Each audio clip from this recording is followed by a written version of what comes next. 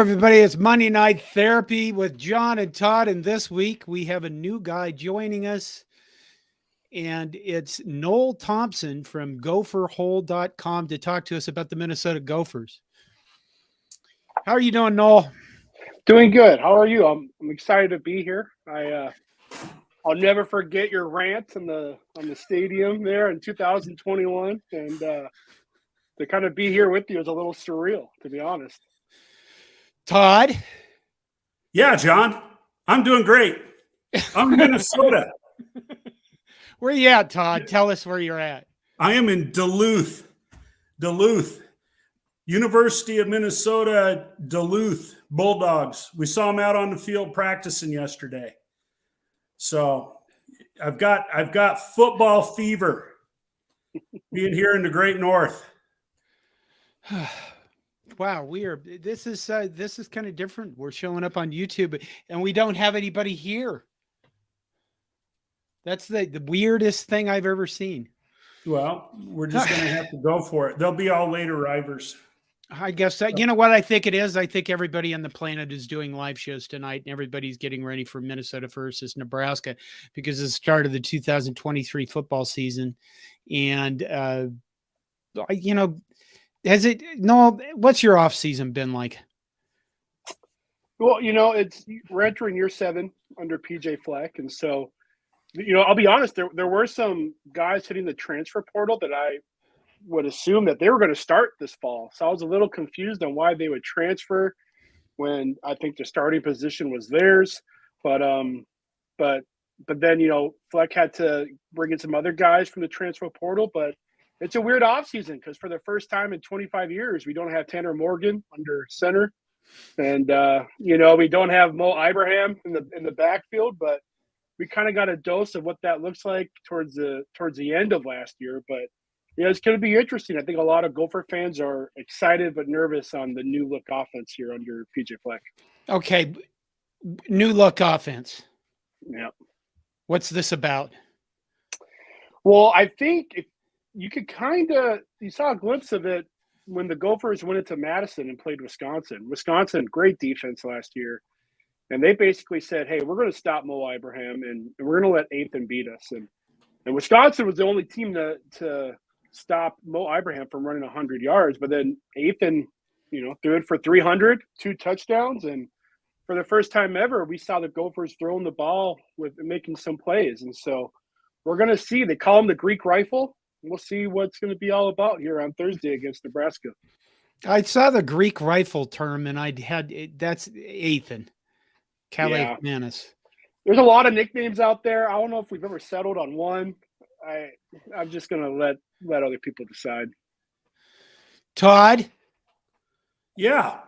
Take over for a couple of minutes. We have comments that are showing up on YouTube, but not inside our studio. I'm just trying to figure out what it's going to be like to watch a Minnesota game. I'm trying to imagine a Minnesota game without Tanner Morgan.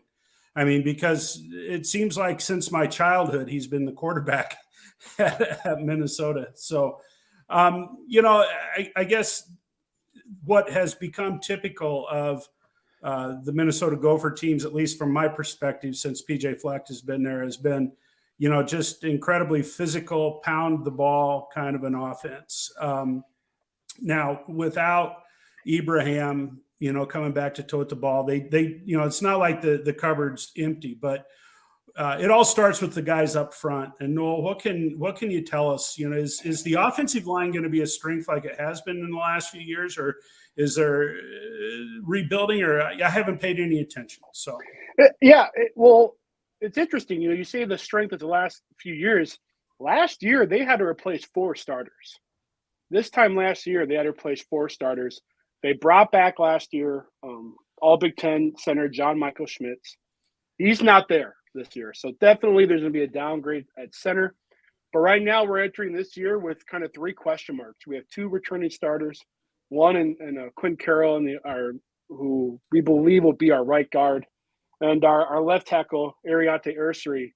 And so right now we have our left guard in question. We think we have our center solidified in Nathan Bowe. He started the bowl game because John Michael Schmitz sit out. And then our right tackle. And so This is an interesting question, Todd, because a lot of people say it's going to be a weakness, but this is year 7 under PJ Fleck.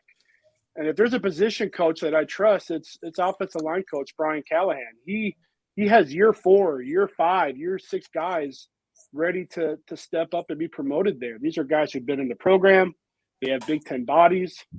Yes, they don't have the experience. So I don't think they're going to be great. I don't think they're going to be bad. I think, again, PJ Fleck, year 7, he has a track record of bringing some guys in who can be physical. I think we're going to see that again. Well, the experience on the offensive line, there's no substitute for it. And, Nebraska fans, were able to bask in what good offensive lines looked like, but that's been 20 years ago. So, watching what Minnesota's done and a few other teams in the Big Ten who have had strong offensive lines, you're not successful if you're playing, first, second, third year players. You've got to develop those guys. And sounds like Minnesota continues to do that. Yeah, at left guard right now, we don't know if it's Carter Shaw or Tyler Cooper, but again, these are year 5, year 6 guys who are ready. Right tackle is in question. It's up to a couple of guys who are year 4 or year 5.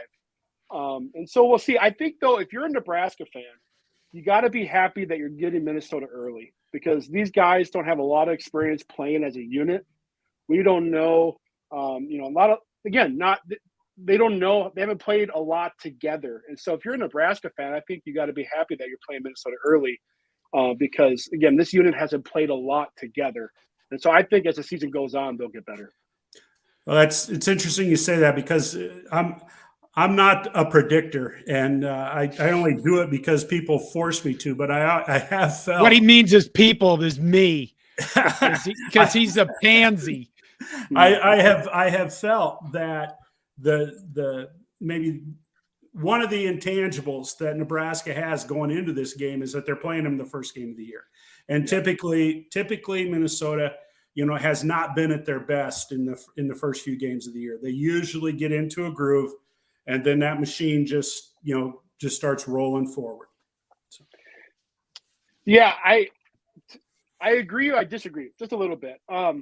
It would drive me crazy. PJ Fleck would only run 4 plays in the first 3 games. I mean, and we saw that against Bowling Green. Bowling Green! I mean, it was ridiculous. Us Gopher fans, I don't think any of us were really that surprised when we lost because he did not open the playbook. He just ran 4 or 5 plays, played conservative. He would save the playbook for conference play, and it bit him. It bit him. But then last year, we beat Jerry Kill 38-0. We beat Western Illinois 62-10. We beat Colorado 49-7. Now, those teams are horrible. But those are teams that maybe years before we wouldn't play as well. And I think finally that Bowling Green loss kind of opened up things for PJ and said, yeah, maybe I need to be a little bit more serious. So they started the season off well last year, but Todd, I'm kind of with you. I think first games scare the hell out of me, especially when you play a conference foe. This game has me nervous here on Thursday a little bit. Okay. Caleb Ward, normally I'd put the comments up here. This is really bugging me. It's not showing any comments on our chat, but Caleb Ward says, we know what Minnesota will be, just not how to spell their quarterback's name. Nebraska wants to play Minnesota-style football. The question is, which team can play ground and pound better? Now, you mentioned a new offense. Do you think we're going to see nickel duo 35 times a game? Or do you think Ethan Kelly, Ethan K, the Greek rifle, that Greek guy. Rifle. Yeah. Okay. He is much more versatile than Tanner Morgan. And so don't you think we're going to see a varied offense and not just the ground and pound from Minnesota? I think so. And it has to be. It has to change. You have a different quarterback than Tanner Morgan. We don't have a running back anymore that you can give it to 30 times a game. And so we have guys back there who can't really handle that load. You finally have a quarterback who can throw it, who can run it. Look at that Nebraska game last year. That first half was miserable. miserable for the Gophers. Tanner was horrible. I think Mo Ibrahim had 20 yards. And then you saw that second half, you saw Ethan kind of do what he did, and he kind of took the wind out of that stadium a little bit with his big play in arms. And so a little bit. You're so modest. Come on, man. Well, he sucked all the wind out of the stadium. So I watched that game last year, and Anthony Grant had 80 yards the first two possessions. Yeah. And then suddenly Nebraska just decided we're going to pass a little bit more. We're not going to run as much. I was actually mad for you because I was like, why are they stopped running the ball? Why would be, you could just say why, a question mark. That would be the last 5 years in Nebraska football. Well, and, to the comment too, everyone, up until last year, everyone knew what Minnesota was going to do. And yet they still had quite a bit of success. And I think a lot of that is that offensive line. And again, PJ Fleck and his play call, not his play calling, but again, Mo Ibrahim saved the day a lot last year. Yeah. But you have Sean Tyler, right? Yep. And yep, that Sean guy, Tyler. Now, Mo couldn't break an open field run. No. Sean Tyler is going to be a different guy. Yeah. Mo wasn't the fastest, wasn't the quickest. No. But just his motor kept running. Sean Tyler's that home run hitter. You get him out in space, he's gone. And so, but again, he never really carried the ball that well. Not a lot. He didn't really carry the ball a lot at Western Michigan. He was handling maybe 15, 18 carries a game. And so it's going to have to be other people as well. And I think the Gophers have some studs waiting in line after Tyler. So we'll see. So who are they? Trey Potts went to Penn State. Yeah, Trey Potts went to Penn State. Penn State is one of the best teams in the nation. Yeah, and he could have been the guy at Minnesota, but he chose to go to Penn State and be what, number 3 or 4? I don't know. That was confusing. So you have Zach Evans. So you have two guys behind Tyler who were top 12 running backs in the nation coming out of high school. Zach Evans, who was banged up last year, but again, he's a name that everyone's gonna kind of know here in the next year or two. And then you have Darius Taylor, who at the end there, Michigan wanted him really bad, and Iowa too. And I don't know how the Gophers kept him, but he was a top 10 running back out of high school. And so again, young guys, talented without a question, just not a lot of experience. And so I think you will see them getting some touches here. So receivers, what is it? Chris Ottman-Bell is back for his 18th year. Yep. Now, here's the thing with the receivers. My rotten son lives in this house. He has a University of Minnesota degree in math. I think he has good insight on college football when he watches and stuff like that. I don't have to worry about him hearing that because he never watches my stuff, little shit ass anyway. But he has said, I don't think the receiver's that great. I've heard from other people this is the best receiving core outside of Ohio State in the Big Ten. Where are the Minnesota receivers fit into this? I think from a depth perspective, because a lot of people have misread me when I said this on Twitter. Depth-wise, this might be the best receiving core under PJ Fleck. Now, again, depth-wise, talent, 2019, Rashad Bateman, Tyler Johnson, it's hard to beat that. But you have Brevin Spanford, one of the better tight ends returning. You have Daniel Jackson, the leading receiver from last year. He's returning. And again, you have Corey Crooms, who was an excellent slot receiver out of Western Michigan. Elijah Spencer, who was the freshman of the year in the Conference USA, kind of a big body speed. And then you have Chris Ottman-Bell, who's returning from injury. So you do have 4 or 5 guys who can play. Now, again, transfers, you never know. We'll see. But I think you're returning your top 2 receivers in Brevin Spanford and Daniel Jackson. And Chris Ottman-Bell is coming back hopefully here. I don't know if he'll be ready for the Nebraska game. But, again, just a lot of playmakers around Ethan. So we'll see there. Are we going to expect to see 20 slants? Well, it works. Again, people know it's coming and it works. So I don't know, but it's interesting. We'll see. I did a kind of a preview video, and what I said about Nebraska's receivers are coming into this game. Let's say it's sparse. kind of production. You know what I mean? There's not a lot of proving there. It's not a very strong position group. And what I said in my preview is I want to see us run tons of slants, because if you run a slant well, I mean, come on, you're right. Minnesota's slant has worked very well. And the reason for that is they've coached their receivers to be very physical in that slant play. And if we can get that out of Minnesota or Nebraska receivers, we may be a better Minnesota Thursday than you. Eh? What do you think of that? Yeah, we'll see. We'll see. I don't know. But I think you're right. I think Fleck and Matt Simon, who's their wide receiver coach, has trained the receivers well. Went to go a little bit more shallow, went and go deep. But again, it all started with that fake to Mo, and everyone would usually bite on that fake to Mo.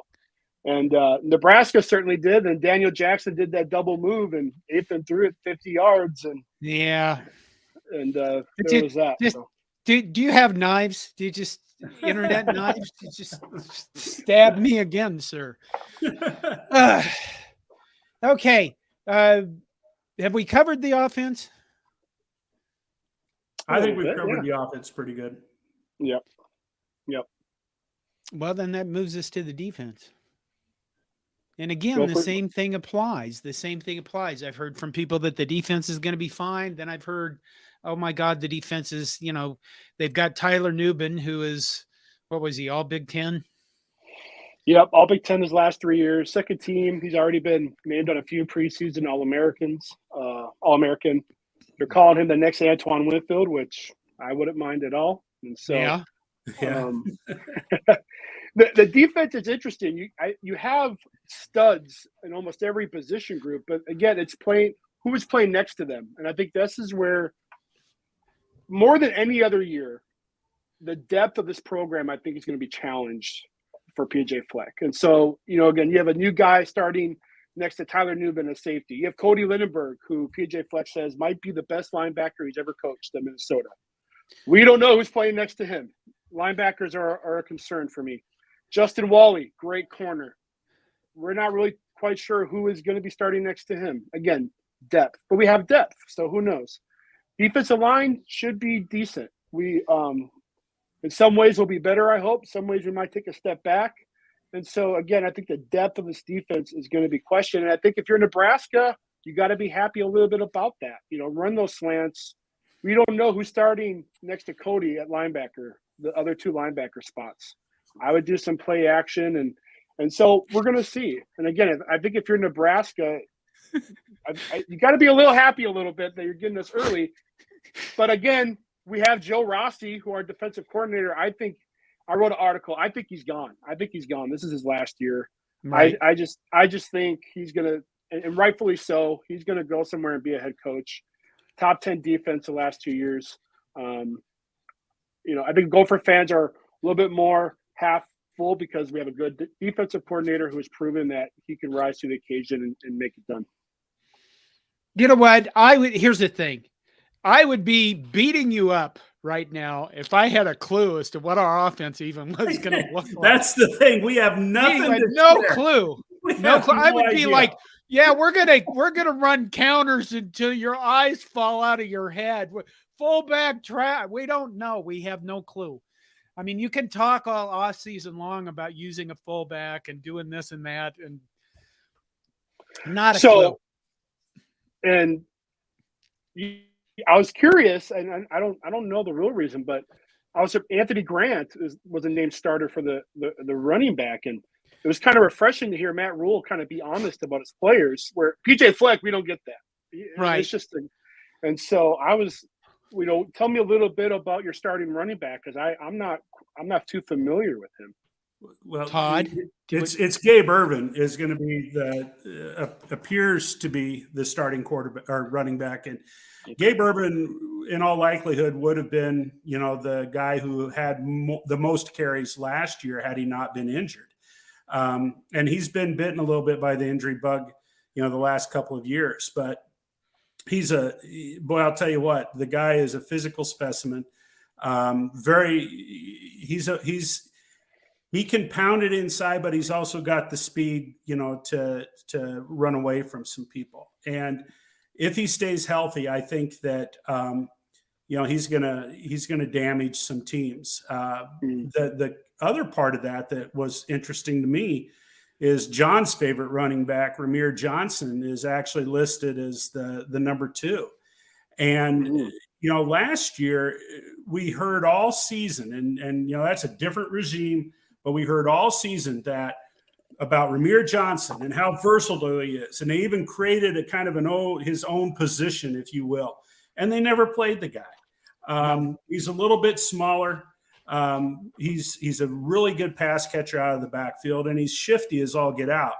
So, I think, I hate some of these cliches, but I think it's going to be kind of a little bit of, thunder and lightning between Gabe Ervin and Ramir Johnson. And then Anthony Grant, he's a solid guy, to come in after those two guys. I think what happened to Anthony Grant, he had a good start to the season last year, but as the offensive line, started to get beat up a little bit, he did a lot more dancing than just going and hitting the hole where he was supposed to go hit the hole. And once those guys start, shuffling their feet a little bit, they aren't as productive. And Coach Rule said, recently he also has experienced some fumbles. So I really wasn't surprised. I've liked Gabe Ervin since he arrived on campus. I've felt like he, I'm waiting for him to be the next really good Nebraska running back. He just hasn't gotten there yet. Okay. Hold on. I'm trying to get that's it from here's a I don't know if I can't highlight these. They're not even gonna shoot. Well, you know what? Here that'll work. Charles Hullett. This normally would show the person's name, but Charles Hullett says, I want to see PJ Felch cry after the game, knowing his team has 0 chance for the season. There's a comment. Linda Wilkins actually has a question here, and let me cut and paste this into this little dinky thing so I can show it. Linda Wilkins is one of our regulars, and she says, why did Minnesota drop the Golden from their title? I wasn't aware that we did. I didn't know. I see. I haven't heard this either. I think maybe this came from Adam Carricker, who he's pretty well known. He was a defensive, he played in the NFL, and he was a all-star defensive end for Nebraska. He had mentioned they dropped the Golden. They haven't dropped the Golden. They're still the Golden Gophers, right? I don't think it. Yeah, nothing officially. Sometimes we might not say it as much, but I haven't heard anything official being dropped in our name. Okay. Let's keep going on. John, I've been doing a little bit of troubleshooting here. I clicked on that link at the bottom that says having issues, and Eddie has been sharing some thoughts with me. And he says if we refresh the page, the stream is on, would the comments appear then? I'm going to try it. Would that knock us out? Uh-oh. Guess it's just me and you, Noel. Yeah, let's do it. So, with one of the questions I have is, John commonly makes, John's lived up in Minnesota since the late 80s and stuff. And, he kind of repeats a number of times about kind of an apathetic fan base because with the Gophers, because there's so much else going on, in the region. There's the Vikings. The fan base picked up? I mean, is there more loyalty, passion? I mean, is being a Minnesota Gopher fan a bigger deal than it was before PJ Fleck came? I mean, has he brought that at all? Yeah, absolutely. I mean, he's doing things that the Golden Gophers haven't done since, 1905, 1903, when they were literally playing high school teams. Absolutely. Again, you think about 2019, that season, beating Auburn. Again, back-to-back 9-win seasons, first time again since 1905. Ticket sales are up. again, we're not really selling out necessarily. Well, except Thursday, although I think probably a third of the stadium is going to be red. But yeah, the program has definitely been elevated under PJ Fleck. More involvement in the community.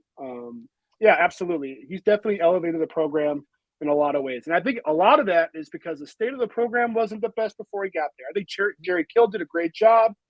But again, Minnesota let him put as many acronyms as he wanted on the walls, as many oars on the walls. And so I think giving PJ the ownership really, to be honest, was the key. And you kind of seen the program take off since PJ Fleck has been hired. And I think you have to credit Jerry Kill because he did a pretty good job too of elevating it, because it was bad there those Tim Brewster years. And so oh god, yeah, that's so yeah. it was I sad. thought it was easy to cheer sad for Jerry Kill too. I think Jerry Kill was an easy guy to like. It was fun to watch. It's still fun to watch Jerry Kill teams play. I mean, always the underdog, and they're just going to fight you until the final seconds. Absolutely, Jerry Kill, well-likable guy. You mentioned it's a soul. Good grief! You mentioned it's a sellout. You think a third of the stadium will be Nebraska? At least. Okay. At least. It's also a gold out. Yeah. What do you think of that? I don't like it because I found out I don't own anything gold, so I had to buy something. I had to buy something gold last week, and so I found out all I have is maroon, and so yeah, whatever. I don't know if they wanted maroon to clash with the red, but I'll tell you right now that red's going to stand out even more now. Because I was going to say the maroon might cover up the red. Yeah. Well, funny story. I went to the Fresno State Nebraska game at Fresno State, and that whole stadium was red because Fresno State's red, and that's what I found out how serious Nebraska fans are about their team is when you travel to Fresno, California. That's when you love a team, because that is probably one of the worst stadiums in college football. So, well, the Sun complained that he didn't have anything gold either, and he figured that's why they were doing the gold out. Is so, I mean, nobody owns. Honest to God, truth is, Minnesota fans own maroon. Not many of them own gold. So I thought this is a ploy to get people to buy a whole crap load of stuff. Now, somebody else said, okay, well, the red, I think it was my wife actually, said the red and the gold will contrast. So it'd be able to, the teams, fans will stand out more than they would if it's red and maroon. And I don't know about that. The comments now aren't refreshing on the left side of the screen, or the side of the screen. I should just go on with this. We did the defense. We did the offense. We should cover special teams because that would make it complete. And then we can go on and talk, what we think is going to happen in this game and bad things about the rest of the Big Ten. Okay. So special teams, Nebraska, just so you understand this, over the last 5 years, special teams was kind of, it's an afterthought for that guy we fired, and his staff apparently didn't really realize that you're supposed to have special teams.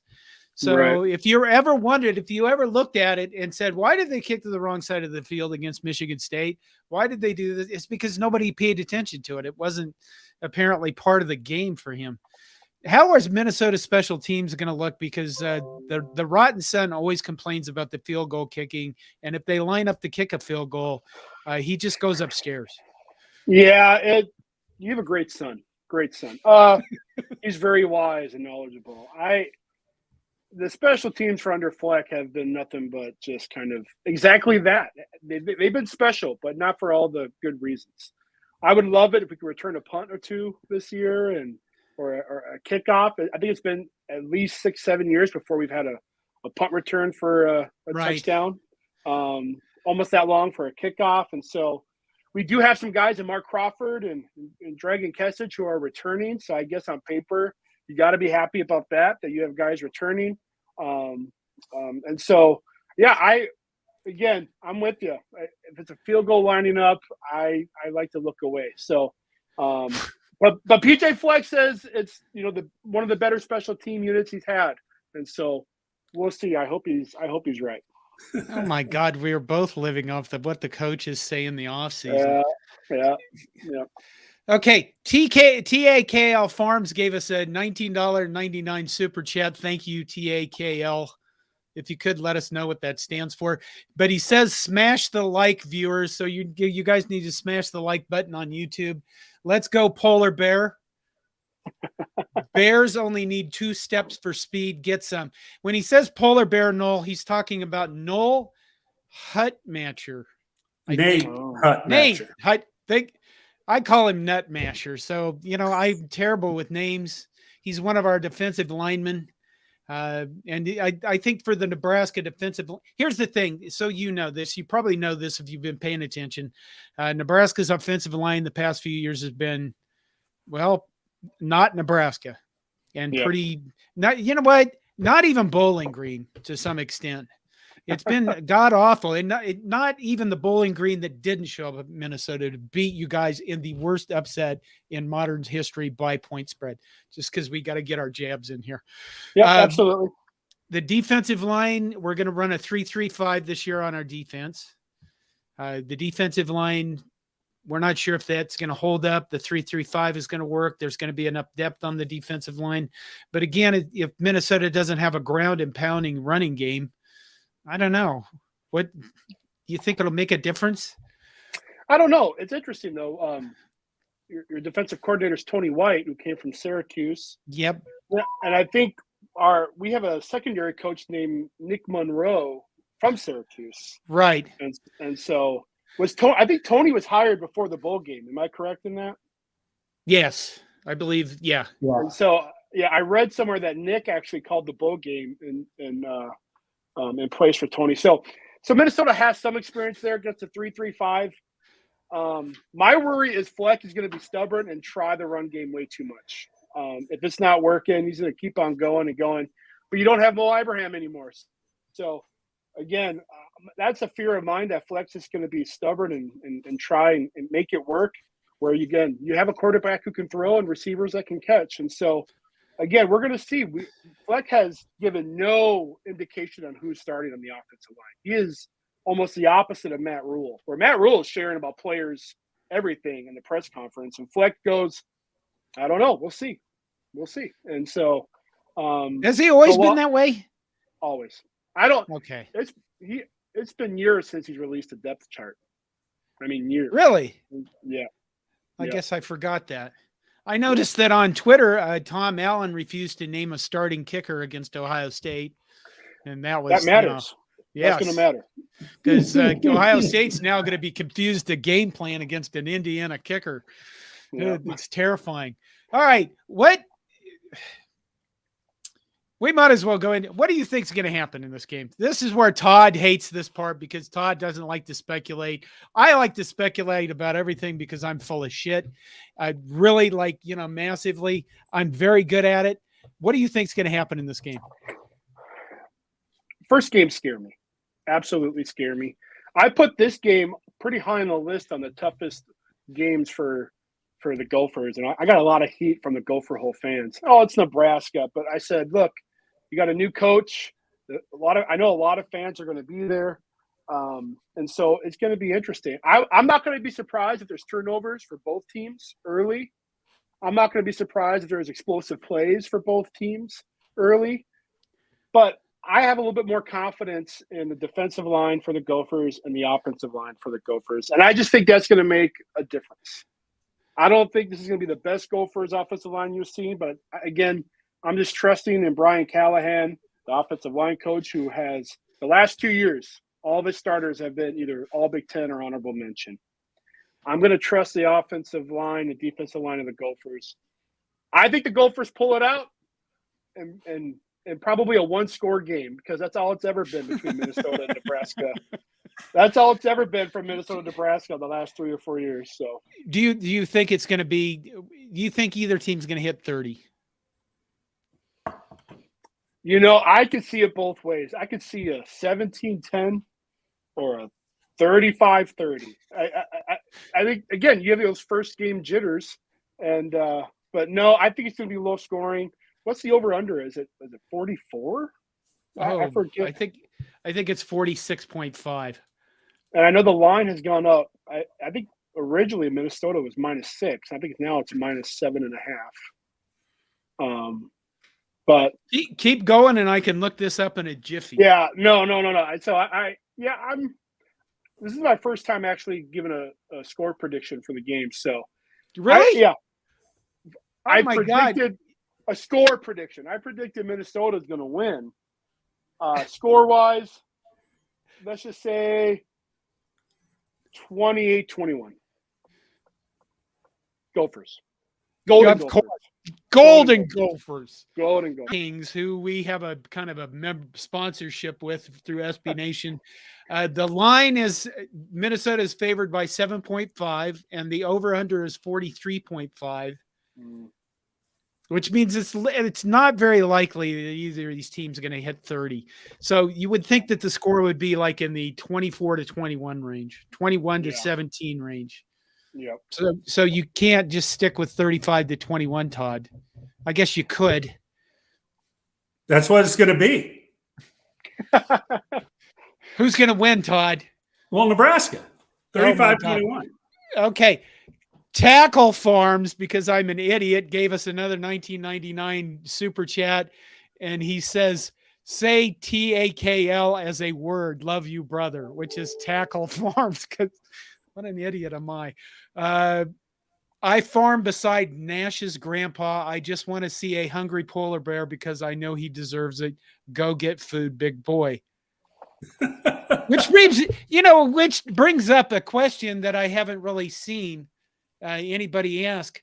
I mean, Nebraska over the past few years, I mean, it's been way too long since Nebraska has had really a pass rusher or a solid pass rush, any kind of pressure. If that happens, Athan's just going to scramble out of the way, isn't he? Yeah. And what do you see happening? He's a guy that can move around more than Tanner.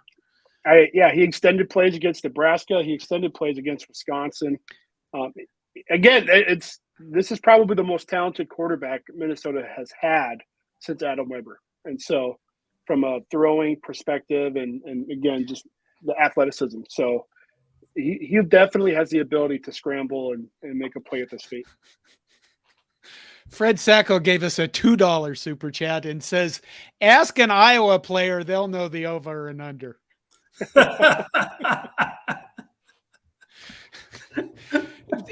which you know what opens the door for the rest of the Big Ten. What did I say we were going to talk about? But where do you think Minnesota is going to be? I mean, Minnesota right now, you've got PJ Fleck is 0-7 against Kurt, right? Don't got to remind him. Yep. And, Wisconsin's got a new coach, new thing going on, supposedly brand new offense, all sorts of changes going on there. Northwestern has destroyed their own program. Purdue is kind of an unknown, but they don't have enough returning players to really, you know what I mean? They're not on solid ground. So really when it comes down to it, if I wanted to be objective, the contenders to me for the West are Iowa. God, I hate saying that. Minnesota. Come on. Who's the third one that's Illinois? On ground? Illinois. Yeah. So what do you think is going to happen with the Big Ten West? It's interesting, John and Todd. I looked at this before we came on. This is what Vegas has some of these teams. They have on win totals. You have Wisconsin 8.5, Iowa 8.5, Minnesota 7 or 7.5, Illinois at 6.5. That kind of surprises me, and Nebraska 6.5. So I don't think Vegas even knows really on how the West is going to shape. I think Iowa is the favorite right now. That kills me. I hate saying that. Phil Parker, and they actually have a quarterback this year. If he stays healthy. Yeah, we don't know, right? We don't know. But and again, they got surprise. They got some good tight ends, and their running backs returning. I think Illinois is a sneaky favorite. I wouldn't be surprised if they're up there. I don't have Minnesota winning the division. I have them losing to Iowa, but I have them keeping the axe. So I see them again. I think their floor this year is 6-6. That's their floor. Okay. They could win 8, but it's a tough schedule. Minnesota has a tough schedule this year. Wow, aren't you supposed to be the homer guy that says we're going to beat the hell out of Iowa? No. I mean, if you look at the box score the last 2 years, I mean, Minnesota has dominated. I mean, Mo Ibrahim ran over like 250 yards. I mean, we've done everything against them but win. And so it's just – I had that game as the I believe it was the third toughest in the Gopher schedule behind Michigan and Iowa State. It's just – we'll see. I don't think so. I think Iowa wins in Iowa City against Minnesota. Todd? I hate to even hear that, but the reality is everybody hates Iowa, and they don't realize how much they're hated. I don't think, but it's brothers in arms with that mutual feelings. Where do I see things in the Big Ten West? Is that what you're asking, John? Well, yeah. Yeah. I don't think Wisconsin's going to win 8 games. I think, everybody, again, like you said, Vegas doesn't know. I think there's just so many unknowns, but, I have a hard time believing that they're going to be able to, win that many games and win the West. Not because, they're not bringing in a totally new offense. I mean, it's going to be a new look. They're going to spread the field out. They've got a quarterback that's played in that kind of a system before, but they're still going to be a very physical run-first team, and that's something that people have to realize. And I think that there's going to be a transition to Coach Fickle, and I just don't see them, being the winner. Unfortunately, I do see, again, I see Iowa as it's theirs to lose from my perspective. But if their quarterback isn't out there, if their number one guy isn't out there every week, I think they're going to struggle, because I just don't think they have, another player on that team that can fill that role. So I'm kind of with you. I think Illinois should be a sneaky favorite there. And, we'll see how things shake down Thursday night. We had a question on CornNation among the writers and the podcasters. Is the Minnesota game a make or break game for Nebraska? I don't think it is, but if Minnesota happens to lose this game, I'm going to be real curious how they react and how they rebound, because they're a team, again, they're a team that finds a groove and they just keep moving. And so how are they going to respond? How are they going to react? And, that's one of the things I'm going to be most curious about watching. I don't think you can discount Minnesota winning the West either. My opinion. Okay. Fred gives us another $5 super check, and he says the Greek QB will slip on some feta cheese. My words are bad. And Nash 4077 Hutchmaker. I have to learn this guy's nut masher. The polar bear will squish the olive oil out of him. P.S. I love Greek food. Fred follows that up by saying, I appreciate Noel tonight. Nice and reasonable. And then he says, again, what the hell is he doing here? Because normally, it's us. Caleb Ward gives us a $1.99 super chat and says nobody likes Iowa, something we can all agree on, which, I plan on being at the game, and no matter what happens, I don't know if there's a time for this. This is a good question, actually. Is there is the who hates Iowa cheer? Is there a special time during the game you do that, or does it just start? It's usually, just in general. Yeah. It's usually when fans, if we win, when we win against Nebraska. There you go. No, there you go. Usually the fans like to start the chant as they're walking out. Just a reminder. But yeah, that's usually when the chant goes. It's usually after games, after a victory. Someone under the influence will think of it as a great idea and think of it as original. So I like it. I was there. I was there on the field. What was it? 2021 when I think was there when Penn State got knocked off. They were highly ranked. 2019. That was an amazing game. Yeah. I have a beautiful photo. My son has a beautiful photo up in his room of that interception that sealed the game because that's the end zone I was sitting in at the time. But, I've enjoyed the Minnesota people athletic department. All the people up there have been very good to me over the years. I don't think they'll credential me anymore. But I I told you this before. I tell everybody else this story now. We chatted before we started the show, but the gopherhole.com has a part in why I have a YouTube channel. And the reason for this is in 2020, I hate to keep bringing up pain, but that seems what to be the past is for us recently. But in 2020, Minnesota beat Nebraska during the pandemic year. If you remember that, Minnesota came to Lincoln with I think they were down almost 30 players. They were down like 2 starting linemen on their offense, 2 starting linemen on their defense, and they still beat us. And at the end of that game, I was so pissed off. I thought, I'm not going to stay in the house and be angry at my wife and son. I am going to leave. And I went out and I walked out next to my tree or wherever it was. Well, it was next to the tree I do my videos with. And I sat down and I did a 7-minute video with a lot of angry words, and I uploaded it to YouTube, and I thought, well, let's just see what happens. And what happened was a lot of people found it, and the people who found it the most apparently was gopherhole.com, put it on their bulletin board, and it got 5,000 views. And I thought, maybe I should just go ahead and try this thing. And that's really kind of one of the influences that got me going on this channel. Tackle Farms gives us a $99 oh my God, a $99 super chat and says, for every sack the polar bear gets, I will donate $100 to this channel's choice. That is very, very generous. Holy smokes.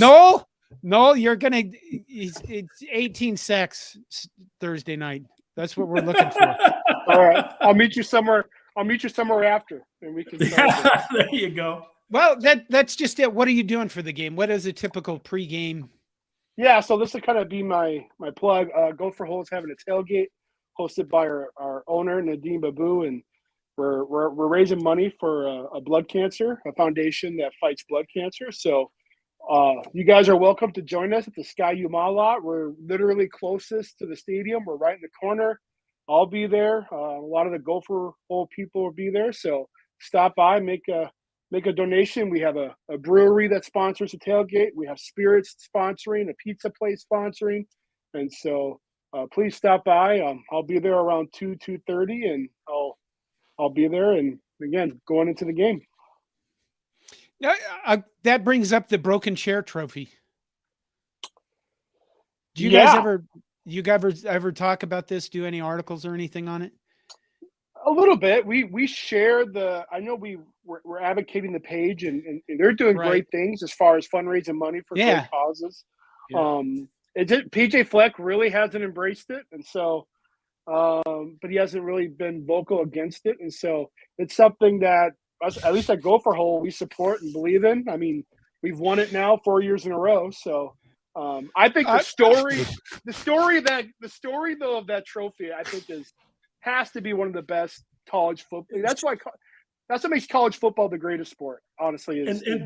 That's what makes trophies, not some convoluted heroes trophy sponsored by some commercial entity. That the broken chair trophy, I think, is wonderful. And when I was driving up, the other day, I was listening to K-Fan out of Minneapolis, and they had, I don't remember his first name, but an O'Brien kid who I think played for the Gophers maybe. And he was talking up the chair, and the charity, that the University of Minnesota is, a children's cancer organization. Then in Nebraska, the money pledged goes to Team Jack Foundation, another pediatric cancer type of thing. So I tell you what, I wish the athletic departments would embrace that. And because it truly is a grassroots, effort that has come from the fans, not some bureaucrats or corporate entity, that wants to slap their name on something. Completely agree. Okay, I've interviewed the chair guys over the past few years. I didn't this year. I should be more prepared, but I'm still getting ready for the season. There might be a chance, but I asked them, okay, so why did you choose to support Team Jack? And I think is the Children's Hospital in Minnesota. I want to say Mason, so that's not right. Yeah, it's Masonic. That's it. Yeah. Masonic Children's Hospital. I said, why did you choose to support these charities? And the guy looks at me and he goes, well, they're kids. And if you say anything negative about the trophy, you're saying negative things about kids, and they're sick kids. And do you really want to do that? So you kind of look at it and you go, okay, neither school has really embraced this thing to the level I think the fans have. And if you notice, none of the Nebraska regular media guys will do any articles or do anything with the chair stuff. It's usually us that are kind of on the fringes that are doing stuff about the chair and things like that.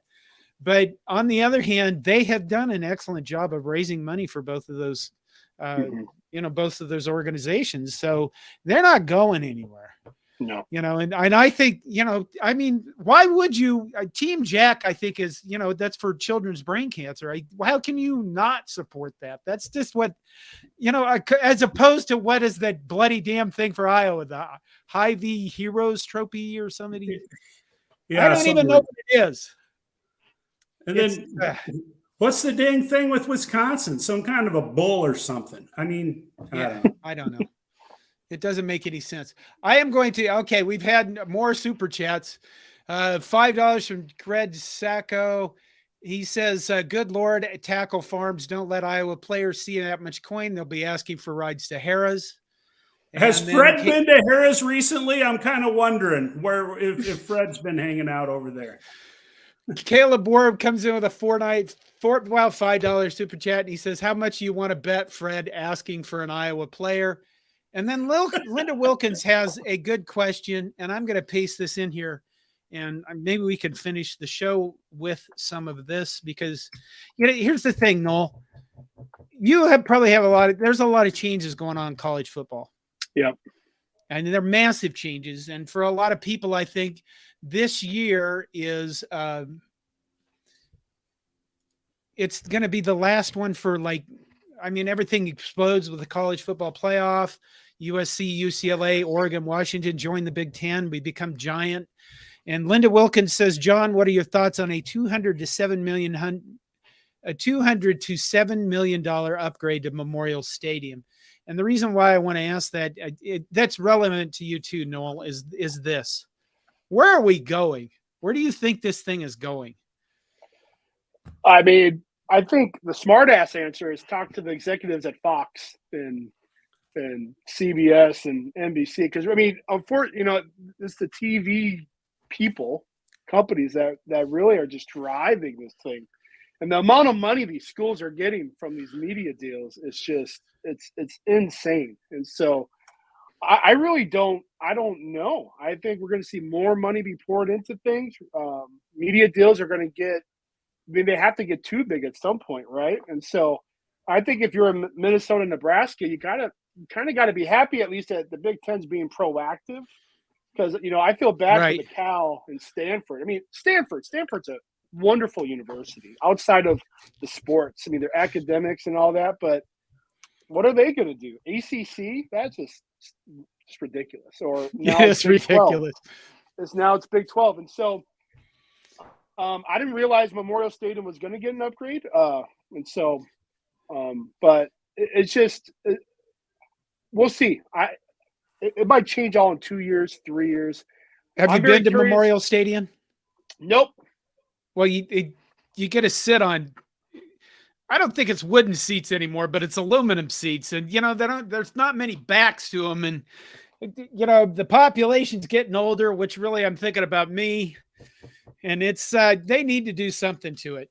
Okay. Todd, do you have any thoughts on the future, or I'll just start blabbing on? No, I do, and I don't like it. At least what I believe is going to happen. I've been saying, for the last I don't know, 5, maybe a few more years than that. I think we're headed to a 32 team league, and I think it is going to be, quote unquote, a super league.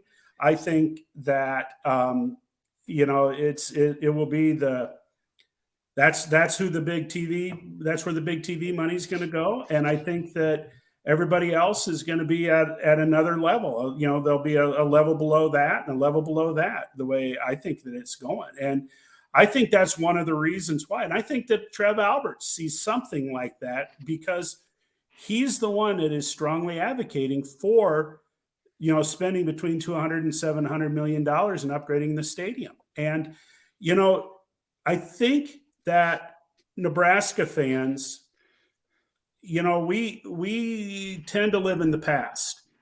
And but one of the things that still holds very, very strong is, quote unquote, the Nebraska brand.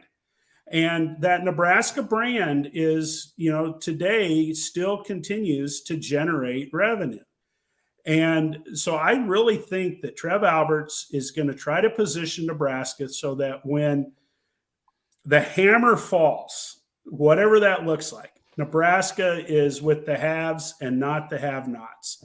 And I think Nebraskans will support spending that kind of money to keep Nebraska in the conversation, regardless of how their football team's playing. Okay, a lot of money. Here's what I think. If you look at streaming, the broadcaster, the companies that do this stuff like Fox and ESPN, they're getting slaughtered. They are getting slaughtered because, they moved to streaming services and they're not making nearly the money they made before.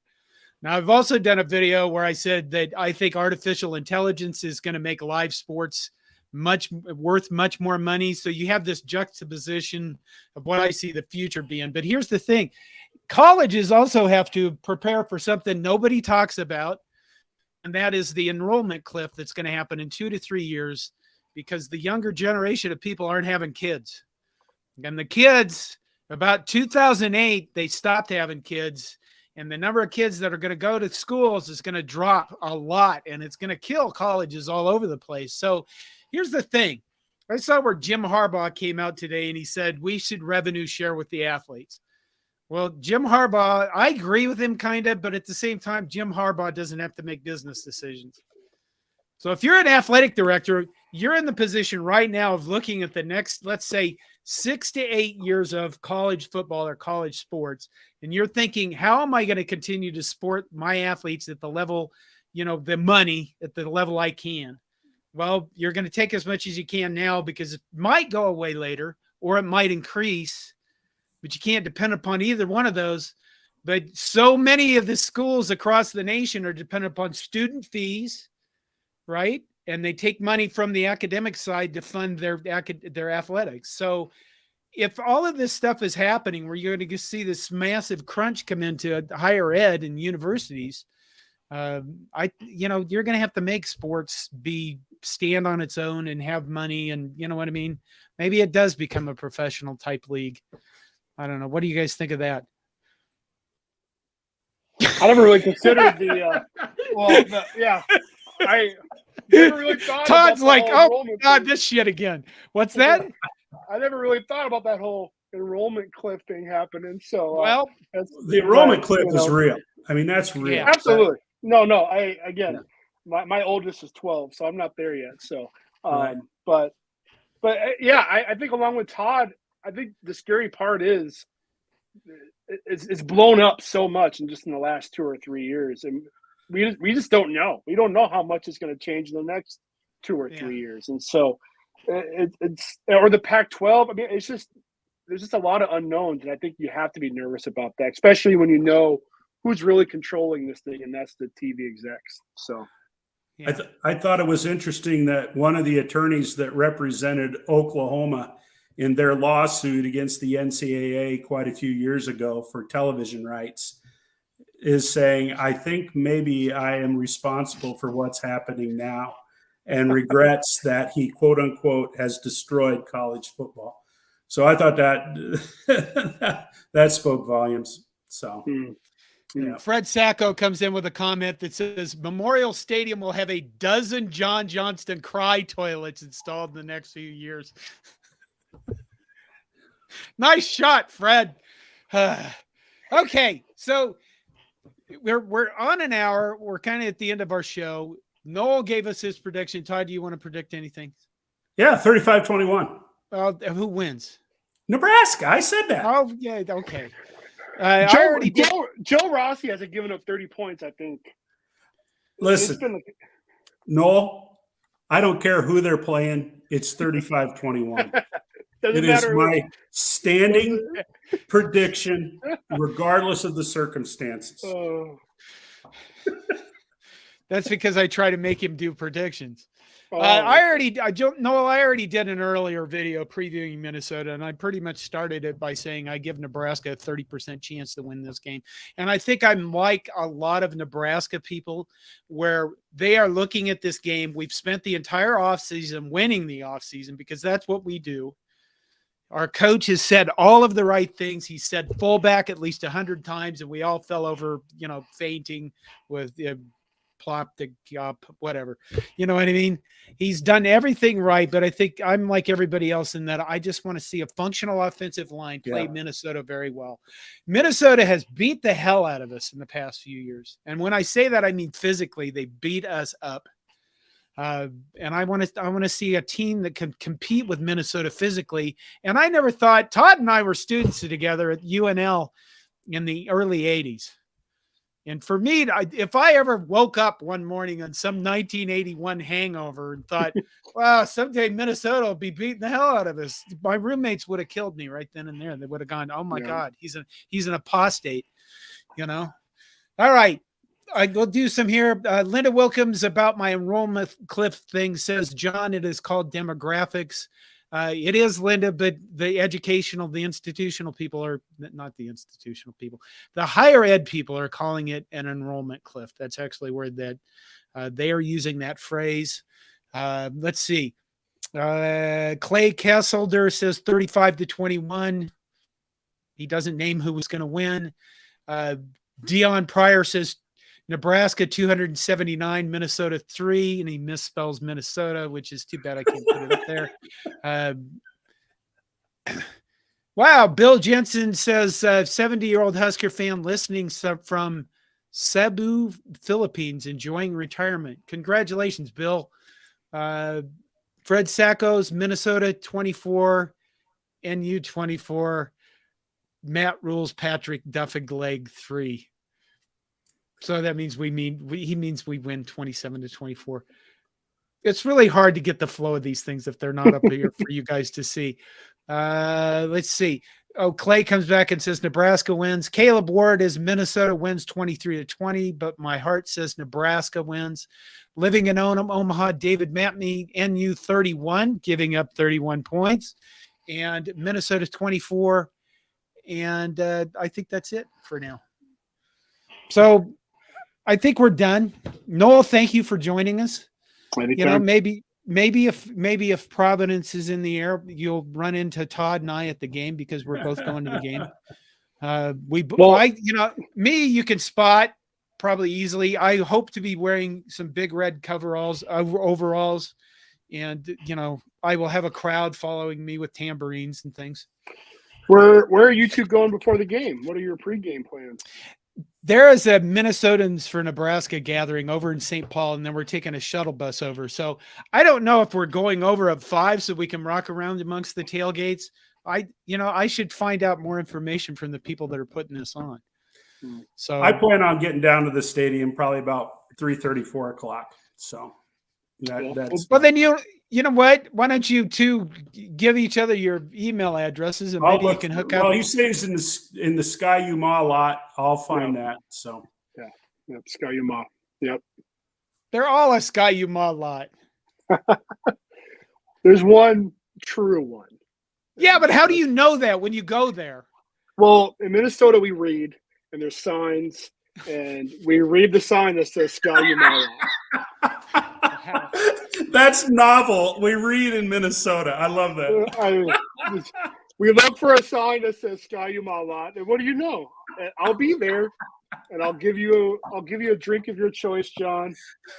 Hopefully, your shuttle isn't too late. I thought that was kind of funny taking a shuttle to the game, but well, that seemed like an easy way to get in and out over there. I'm taking the train. So there you go. Yeah, you know how the parking is at the U of M. Oh, it's horrible. It's horrible. Yeah. So that's what I was thinking. Okay, so maybe we'll get together. I was going to say hook up, but I think that means something different to young kids these days. Yeah. All right, that's it for the show. We'll see what happens. I mean, the season is almost upon us. What is it? 3 sleeps? How many sleeps is it, Todd? 3. Oh God, it's 3 sleeps away. And in 2 sleeps, we get to see the big volleyball thing in Memorial Stadium. Yeah. So, okay. That's it. Thank Good you. night, Todd. Good night, Noel. See you later. Good night, fellas. All right. Good night.